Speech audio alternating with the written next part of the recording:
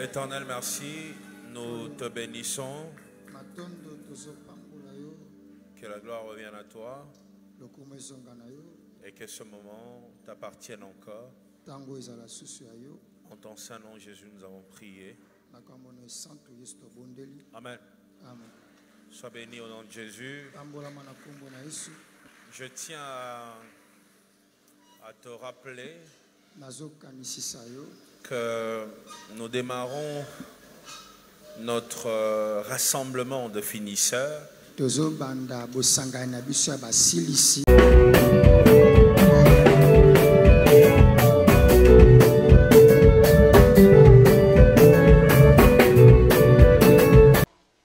De la sape. Bye.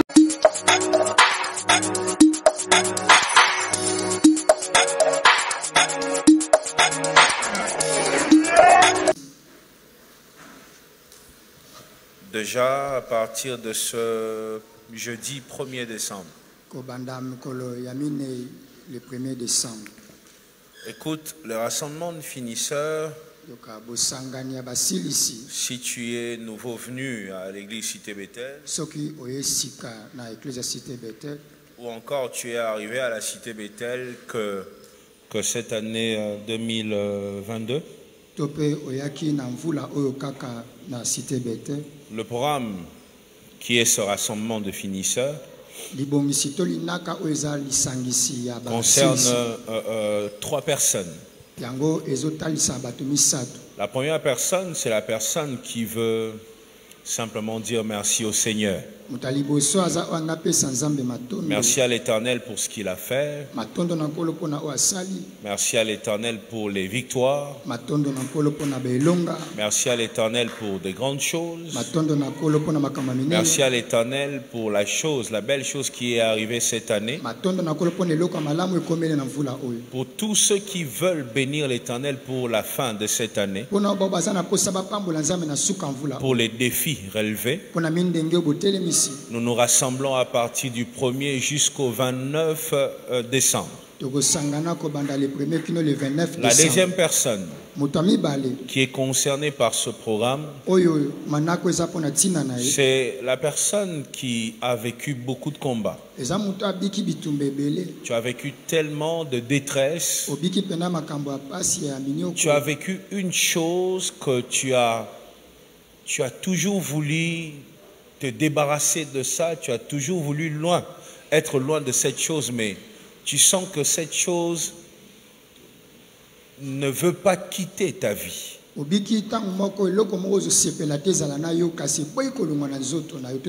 Un même combat qui dure, qui est là dans ta vie depuis des années,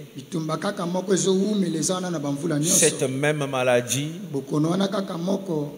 une réalité qui ne veut pas te quitter. Tu vas venir prier avec moi parce que c'est possible que tu entres en 2023 mais sans ces combats-là. Et la troisième personne qui est concernée par le programme de finisseurs, c'est celui qui veut être prophétique. Celui qui veut prophétiser pour 2023. 2023 doit correspondre à ce que tu as dit dans ta bouche. Ça sera un moment de déclaration, un moment très prophétique, où tu vas libérer la puissance de la prophétie pour que 2023 soit un moment de réussite. Et je vais te dire, c'est que ce rassemblement de finisseurs sera pour moi. Pour moi, ça sera un moment où je serai en train de te transmettre des stratégies Pendant 21 jours. Na kati ya 21 jours. Je serai en train de te transmettre des stratégies pour que tu réussisses, pour que tu accomplisses des miracles en 2023. Je vais t'enseigner sur comment croître en esprit. Le monde est tellement spirituel qu'il faut être fort spirituellement pour vaincre. J'ai préparé 28 prédications, il me reste combien? 20 prédications, il me reste une prédication. Pour faire 21 jours. Donc je vais parler pendant 21 jours. Je serai en train de charger ton esprit. Et qu'en sortant d'ici, que tu sois complètement transformé. Donc n'oublie pas ça. Il me reste une seule prédication pour que ça fasse 21. Et sois là. Dans ce programme, nous commençons à 17h chaque jour. Lundi, mardi, mercredi, jeudi, jusqu'au vendredi. C'est le samedi qu'on se repose. Et on reprend le lundi. Après les boulots, après l'école. Rejoins-moi dans ce programme de finisseur. Et sois béni au nom de Jésus. Romains chapitre 8, verset 15 à 17. Alors, qu'est-ce que la Bible dit? Je vais aller rapidement. Parce que je pense que ce n'est pas moi que tu as envie de voir aujourd'hui. Et vous n'avez point reçu un esprit de servitude pour être encore dans la crainte. Mais vous avez reçu un esprit d'adoption par lequel nous crions Abba Père. Le verset 15 va simplement dire que parfois ton attitude et l'esprit qui est en toi ne correspond pas. Beaucoup de chrétiens ont ce problème. Il a un esprit, l'esprit de Dieu, qui n'est pas du tout un esprit de crainte, un esprit de servitude. L'esprit que tu as reçu n'est pas un esprit pour que l'on domine sur toi. Tu n'as pas reçu un esprit pour subir. Tu comprends ça? C'est ce que l'apôtre Paul est en train de dire. Et parfois, il y a une compatibilité entre l'esprit qui est en toi et ton attitude. L'esprit qui est en toi et ta vision. L'esprit qui est en toi et ta conception. L'esprit qui est en toi et ta nature. L'esprit qui est en toi et la réalité que tu vis. Et l'apôtre Paul est simplement en train de nous dire que l'esprit que nous avons reçu ne devrait pas nous pousser dans la crainte, mais plutôt à assumer, à faire des choses avec courage. Pourquoi? Parce que c'est cet esprit qui nous permet de dire. C'est lui qui dit, fait. Dans le monde spirituel, dire c'est faire. Dans le royaume des cieux, dire c'est faire. Voilà pourquoi un prophète comme Ézéchiel, il a parlé sur les ossements desséchés et il y a eu la chair. Parce que dans le monde de Dieu, c'est lui qui dit fait. C'est lui qui dit vit la chose. Alors, lorsque la Bible dit mais vous avez reçu un esprit d'adoption par lequel nous crions, par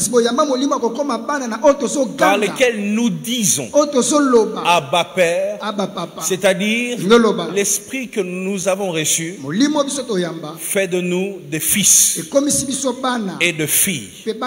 Et toi, quand tu entends fils ou fille, tu penses à à des ordres que tu reçois. Parce que tu as grandi avec un père qui donnait des ordres. Quand tu entends fils ou fille, tu penses au mépris. Parce que tu as grandi avec un père ou une mère qui te méprisait. Quand tu entends fils ou fille, tu penses au rejet.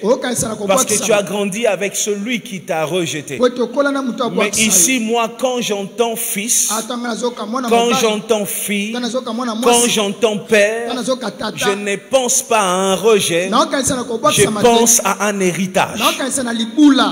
Un héritage. C'est-à-dire la position que j'ai, l'esprit qui est en moi me permet de posséder, d'entrer en possession d'un héritage. Et ma prière de ce dimanche est que l'Esprit de Dieu qui est en toi t'emmène à ton héritage au nom de Jésus. Mais ce n'est pas ce qui me concerne aujourd'hui. L'Esprit lui-même rend témoignage. Vous savez, j'ai toujours demandé à Dieu assez d'humilité. Je vais le dire comme ça, assez d'humilité pour ne pas penser que je connais comme il faut le Saint-Esprit. Lorsque nous lisons la Bible, je pense que la Bible nous donne un petit pourcentage de ce qu'est le Saint-Esprit réellement. Ici, l'apôtre Paul nous révèle une partie, une capacité du Saint-Esprit. Il dit l'Esprit lui-même rend témoignage. L'Esprit de Dieu que tu as reçu peut rendre témoignage. C'est-à-dire peut parler dans ton esprit. L'Esprit lui-même rend témoignage à ton esprit. Ça peut arriver que dans ta marche, tu doutes, que les choses soient compliquées, très difficiles.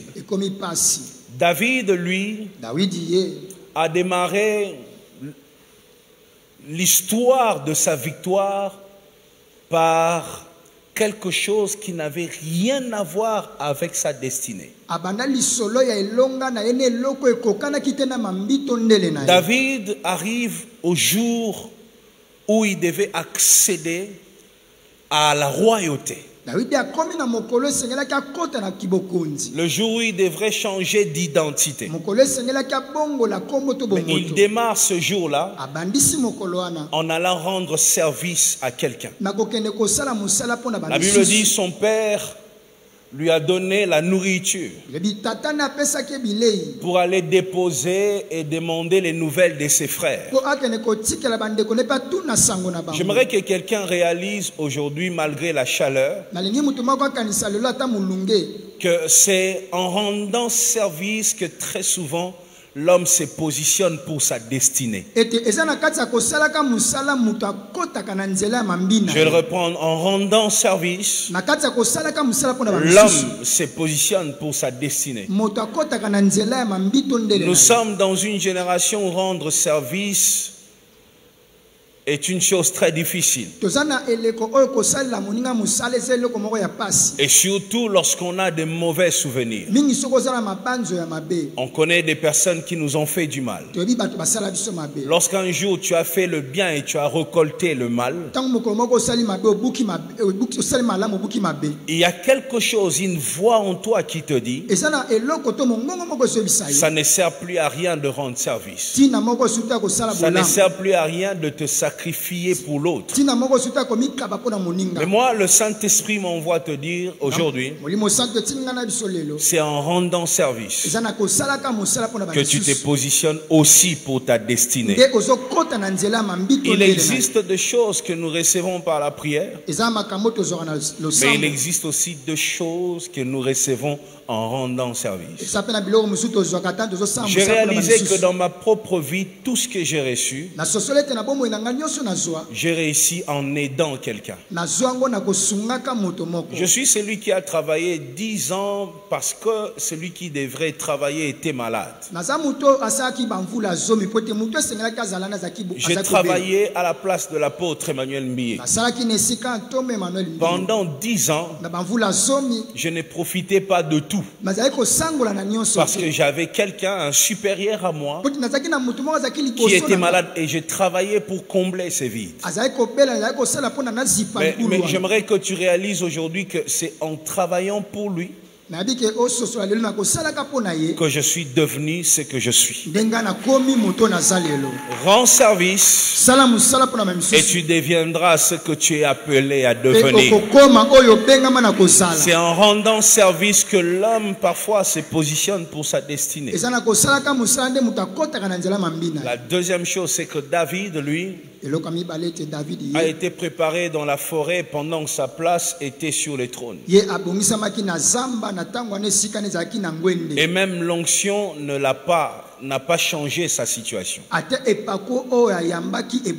Est-ce que tu réalises aujourd'hui que l'onction n'a pas changé la situation de David? Il était pauvre avec une promesse. Il affrontait de lions mais avec une promesse. Il rencontrait des difficultés avec une promesse. Il vivait dans l'insécurité mais avec une promesse. J'aimerais dire à quelqu'un, j'ai analysé un peu la Bible. J'ai retrouvé quelques personnes qui ont été préparées, mais dans la bourgeoisie, on va le dire comme ça. On les préparait, mais dans une belle vie. Et la seule personne que j'ai retrouvée dans la Bible qui a été préparée, que l'on préparait, mais dans la bourgeoisie, dans l'excellence, dans la richesse, cette personne a raté le trône. Il était préparé dans la richesse, mais il a raté le trône. Son nom c'est Jonathan, le fils à Saoul. On le préparait tous les jours. Je suis sûr que Jonathan avait déjà une couronne sur mesure qu'on gardait dans un tiroir en attendant que son père meure.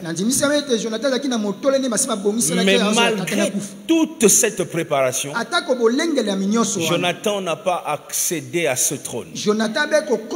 David, qui était préparé dans la forêt, lui a accédé au trône. Ce que je vais dire à quelqu'un, c'est que ton lieu de préparation ne correspond pas à là où Dieu t'emmène. Là où Dieu te prépare peut être vraiment contraire à ce que tu seras demain. Et j'aimerais dire aussi à quelqu'un aujourd'hui, David voyait, il sentait que sur lui il y avait de l'huile. Il avait une promesse parce que le jour où on a oint David, il demandait, cette huile c'est pour que je sois prophète, c'est pour que je sois sacrificateur. Non, c'est pour que tu sois roi. Alors David savait une chose. Dans un peuple, on peut avoir plusieurs sacrificateurs. C'est-à-dire, si j'ai sur moi l'huile pour être sacrificateur, c'est facile d'y croire. Parce qu'on peut avoir un sacrificateur et moi aussi je viens sur la liste et on rajoute. On dit à David, non, ce n'est pas pour être sacrificateur. Alors, David s'est dit, sûrement c'est pour être prophète. Mais parce que je peux croire, pourquoi? Parce que dans un peuple, dans une génération, on peut avoir 2, 3, 4 prophètes. Tu sais, il y a des promesses, quand tu entends ça, tu te dis, ça c'est possible. Il y a des promesses, quand tu entends, tu dis, ça c'est faisable. Mais le prophète lui dit, non, cette huile, c'est pas pour que tu sois prophète. Alors, cette huile, c'est pourquoi? C'est là que le prophète le ramène à l'impossible. Tu vois, une chose chose qui ne correspond pas à ton origine, tu ne sais pas comment ça va arriver. Et puis c'est une chose qui n'est pas fréquente. C'est-à-dire la personne qui est là est le premier à avoir vécu cette expérience dans ton peuple. Il regarde, je serai roi. Mais Saoul est encore roi. Alors il se dit, je peux croire parce que les hommes passent. Saoul peut mourir. Mais il y a une chose qui tuait l'espoir de David. C'était, il regarde, bon, si Saoul meurt, après lui, il y a Jonathan. Et le problème, même si je voulais espérer, moi et Jonathan, on est de la même génération. Tu sais, il y a des promesses, tu dis, akokufa na kozwa, mais yo na ye âge moko akokufa mko nini. Soka kufi yo zanana âge nini po yo ozwa. Tu vois, il y avait la présence de Jonathan qui tuait son espoir. Toi aussi, peut-être qu'il y a un Jonathan qui tue ton espoir. Il y a une réalité Jonathan qui tue ton espoir. Il y a un combat Jonathan qui tue ton espoir. Et pendant ce temps, David avec l'huile sur sa tête. Quelque chose commence à battre dans son cœur. Il rend service et il sent qu'aujourd'hui quelque chose peut se passer. Ce jour-là, David rencontre l'obstacle qu'on appelle le roi. Le roi lui dit, tu ne peux pas aller combattre ces Philistins. Et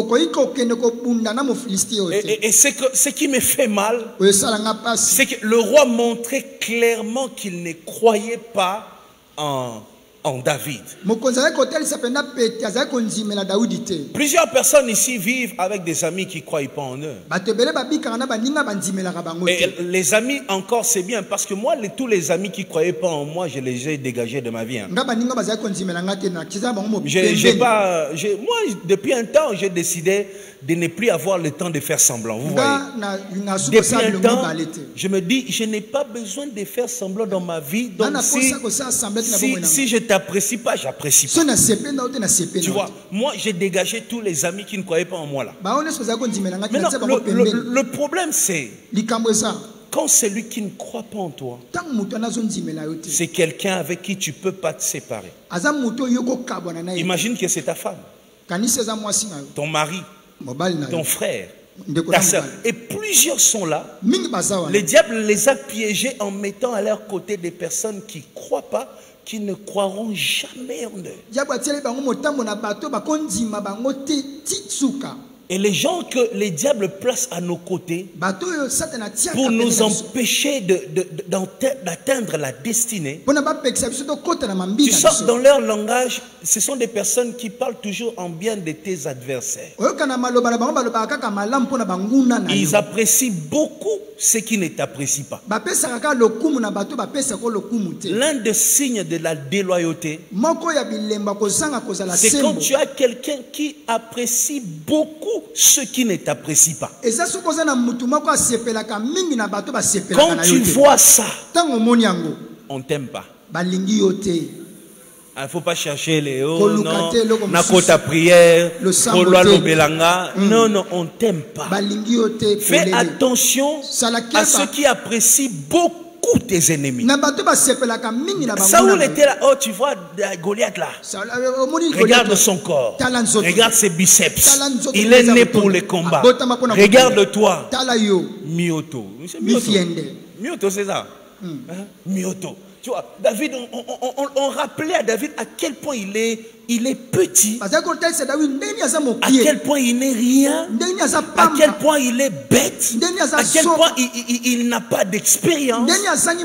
Et c'est là que la belle chose arrive.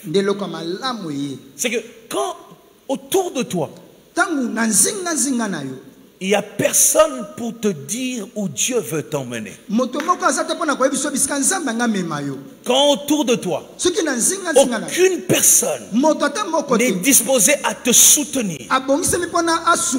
Quand autour de toi, il n'y a personne pour te rappeler la promesse, il existe une chose, un système que Dieu utilise, ça s'appelle le témoignage du Saint-Esprit. Le témoignage du Saint-Esprit. L'Esprit de Dieu rend témoignage et pas à nos oreilles. Oh mon Dieu. Pas à nos oreilles.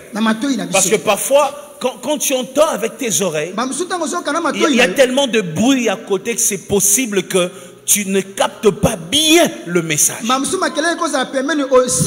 ici, on ne parle pas des oreilles, c'est dans ton esprit, à l'intérieur. C'est-à-dire, il n'y a aucune chose de dehors qui peut perturber ça.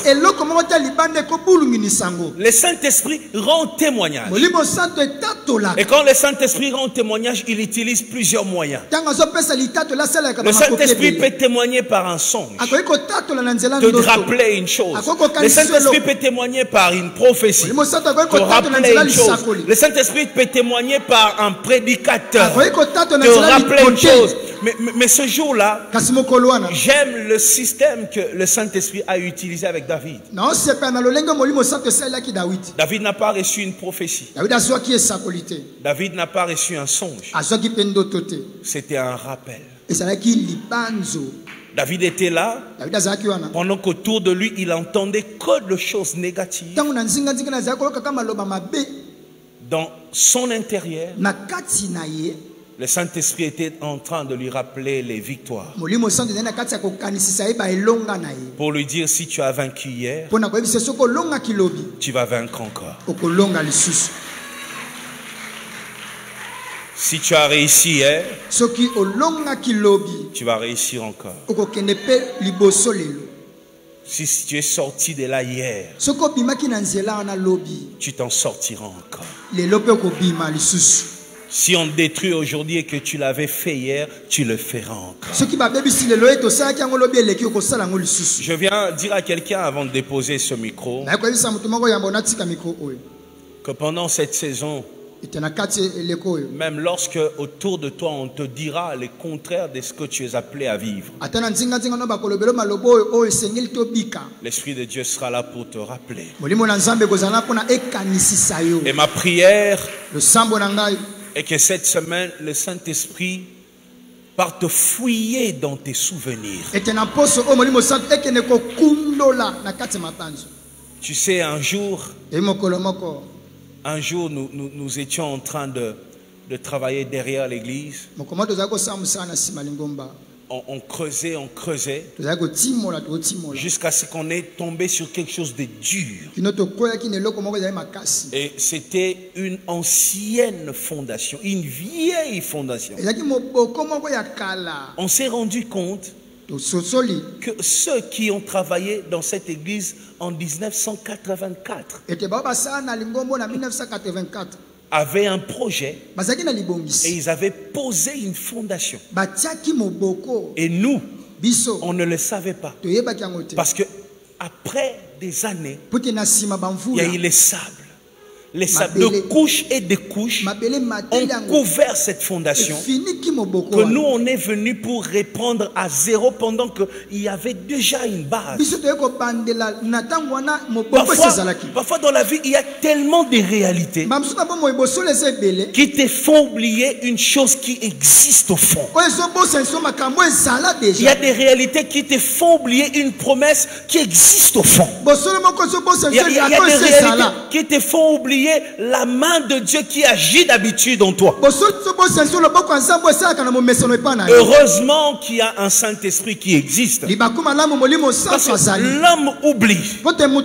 Mais l'Esprit de Dieu est là pour nous rappeler. Et que cette semaine, L'Esprit de Dieu te rappelle que tu es né pour vaincre. Molimo na Nzambe ekanisi so obotama mpona kolonga. Tu es né pour terrasser Goliath. Obotama mpona kokwesa Goliath. Tu es né pour de grandes choses. Obotama mpona makambo ya Tu es minene. né pour de grandes victoires. Obotama mpona bailonga Tu minene. es né pour écrire l'histoire. Obotama mpona kokoma lisolo. Tu es né pour être épanoui. Obotama mpona Tu es kofungwama. né pour être prospère. Obengama mpona kofuluka. Tu es né pour faire la fierté. Obengama mpona kosala Sois botensongo. béni au nom de Jésus. Pambolama na kombo na Yesu. Que la grâce de Dieu te couvre. Ola Nzambe zipa yo. Tiens-toi debout, nous allons prier. Telema likolo tokobondela. Tu vas dire à Dieu Tokoyesa Nzambe cette semaine poso oyo.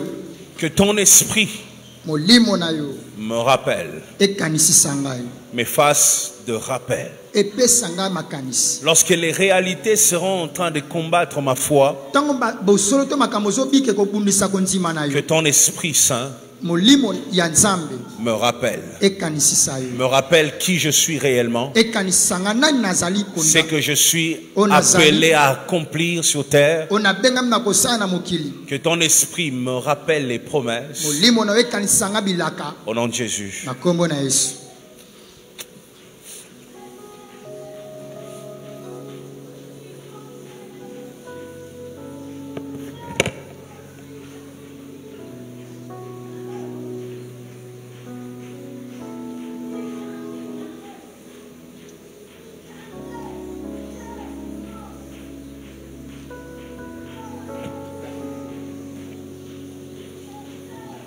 Éternel, merci pour ta grâce. Kolomatondo pona ngolu na yo. Que ton Esprit Saint Tikete molimo santo na yo. nous rappelle Akanisisa biso. lorsque les réalités et lorsque la méchanceté des hommes, Tango bosolo koto zobika to kanza ya bato. lorsque les difficultés de la vie Tango bapasi ya bomoi. nous font perdre espoir, Ezobungisa to kozangisa biso elikia. comme tu as rappelé à David ses victoires de la forêt, Lolengo kanisisaki Daudi ba elongane na zamba. rappelle-nous que tu es notre Dieu Kanisisa biso ete oza Nzambe na biso. et que tu ne nous abandonneras jamais, Ete okotika kosundola biso te. que ton esprit continue à régner sur nous. Molimo na yo ekoba ko yangela likolo na En biso. ton saint nom Jésus, Na komone santo nous Yesu. avons prié. To bondeli. Amen. Amen. Sois béni au nom de Jésus. Pambolama na kombo na Yesu. J'aimerais